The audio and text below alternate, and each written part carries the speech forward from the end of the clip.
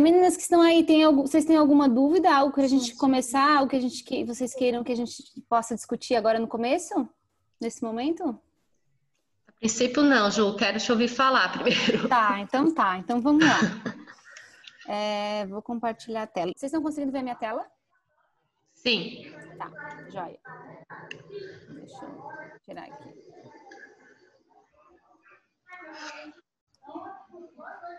Primeiro, só para revisar aquilo que a gente conversa um pouquinho lá no curso em relação ao diagnóstico, né? Eu acho essa questão do diagnóstico fundamental. Então, às vezes a gente começa a trabalhar a questão do diagnóstico da atresia. Eu não sei, Natasha, acho que eu não sei se é o teu áudio ou... O meu? Tem algum áudio, tem alguém falando no fundo, é o teu? Tá, deixa eu desligar aqui então. Tá, qualquer coisa tu me interrompe, tá? Tá, aham. Joia, ótimo. Então, essa questão do diagnóstico é bem importante a gente ter isso bem claro na nossa cabeça, porque às vezes a gente acaba passando batido se realmente tem atresia, se não tem, como identificar essas características. Então, não sei qual é o estágio aí clínico de cada uma de vocês, mas acho bem importante, antes de evoluir para a execução, voltar, se for o caso, revisar as aulas de diagnóstico. Então, no diagnóstico a gente fala um pouquinho da anamnese. Algumas perguntinhas da anamnese já podem nos levar aí, antes mesmo do paciente para a cadeira, para desconfiar, para suspeitar de uma atresia e ficar mais atento a essas características. Exame clínico extra-oral, intra-oral e exames complementares, né? Na última aula do curso, se eu não me engano, penúltima, tem uma aula de revisão que eu falo bem sobre isso, sobre a anamnese e sobre o passo a passo, assim, que eu faço na questão de exame clínico, o que eu observo, o que eu avalio, né? E como que a gente chega aí ao diagnóstico da atresia.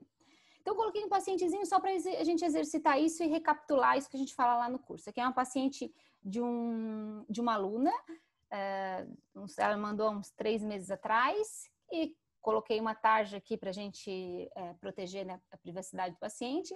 Mas, de qualquer forma, depois de fazer aquelas perguntinhas na anamnese relacionadas principalmente à respiração, né, se o paciente dorme bem, se não dorme bem, já que a nossa disjunção pode ter um efeito benéfico para essa questão respiratória. Então, essa é uma perguntinha que sempre vem.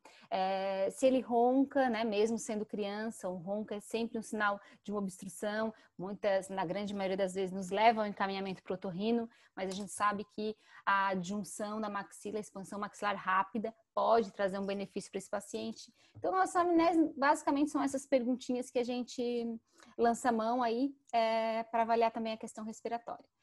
Depois a gente vai para o exame clínico extra-oral e aí em relação à face a gente vê se tem uma harmonia da face, se tem algo que nos chame a atenção, se o paciente não tem um terço inferior da face, né, que é essa porção mais aumentada em relação aos demais terços, porque isso também pode nos levar a um paciente com maior dificuldade respiratória, enfim, o que possa ter uma síndrome do respirador oral ou mesmo uma apneia, um problema respiratório mais importante. Então, em relação à face, acho importante a gente fazer uma análise geral. Depois a gente vai para o exame clínico intraoral. E esse paciente, especificamente da Carol, ele tem uma característica no exame clínico bem interessante que eu queria que vocês observassem com bastante atenção. Pode ver que ele tem um pouco de falta de espaço para a erupção do 12 ali. E quando a gente observa ele de frente, é possível observar que o arco inferior, ele está contraído, os dentes estão inclinados para a lingual em relação ao arco superior. Ou seja, os dentes inferiores, eles se inclinaram para atingir uma relação oclusal ou para alcançar uma maxila que é um pouquinho mais estreita. Às vezes a gente vê os dentes superiores, os molares principalmente, também um pouquinho inclinados para vestibular. Em casos que a gente tem uma maxila ainda mais estreita, a gente tem uma relação de mordida cruzada posterior. Então, às vezes a gente tem atresia e uma compensação dos dentes nessa atresia, e aí a gente tem que olhar o paciente assim de frente para poder avaliar se os dentes estão compensando ou não, os dentes, principalmente os dentes inferiores, buscando uma maxila mais estreita. É o que a gente vê aqui, ó. Nesse caso desse paciente, ó, os dentes inferiores estão inclinadinhos para dentro, ou seja, ele precisa se contrair para buscar uma maxila que é um pouquinho mais estreita em relação à mandíbula. E quando essa relação é ainda mais importante, a gente não consegue essa compensação entre os dentes e aí a gente tem uma mordida cruzada posterior. Então, nesse caso da Carol, tinha uma falta de espaço para o dente 12, e aí o que é importante a gente observar? O tempo de irrupção, né, do 12 em relação ao 22.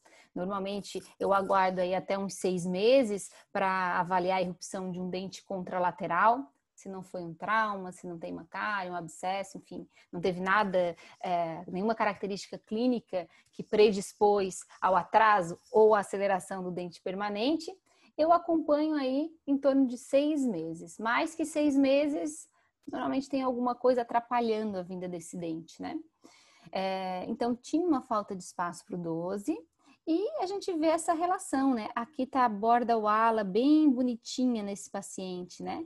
Que é a borda wala nos indica o tamanho, a largura da mandíbula. E a gente vê bem nesse tecido a diferença entre o tecido gengiva ceratinizada e mucosa alveolar. Então, a gente normalmente tem uma linha esbranquiçada em cima da borda wala, ó. Bem aqui, tá bem característico. E isso me permite ver a largura da mandíbula. E quando eu olho esse arco inferior aqui em relação à maxila, eu vejo que a minha tampa da caixa está um pouquinho menor que a minha caixa, né? Então, eu vejo que a mandíbula está um pouquinho maior em relação à maxila. Os dentes inferiores estão inclinados um pouquinho para dentro. Bom, e quando a gente solicita, aí a partir do momento que a gente avalia a característica clínica, a gente solicita os exames radiográficos. Então, vamos lá, vou ampliar aqui a tela de novo para mostrar para vocês. Nessa radiografia panorâmica, a gente vê que esse paciente tem os dentes bem largos, né? Cronologia de erupção aparentemente normal, mas é possível ver o dente 12 aparentemente até ali travado no canino descido, com uma ligeira falta de espaço.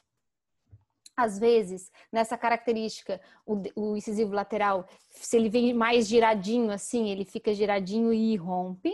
Outras vezes, ele reabsorve parte do canino descido, que é o que está acontecendo aqui, nesse caso do 12. E nessas situações, normalmente, ele trava na crista de esmalte, ele fica impactado, indicando uma falta de espaço nessa região anterior superior. Então, esse paciente tinha uma falta de espaço, o tempo de irrupção desse dente já estava no momento dele romper, 2/3 da raiz formada, então era um bom time para esse 12 já estar na cavidade bucal.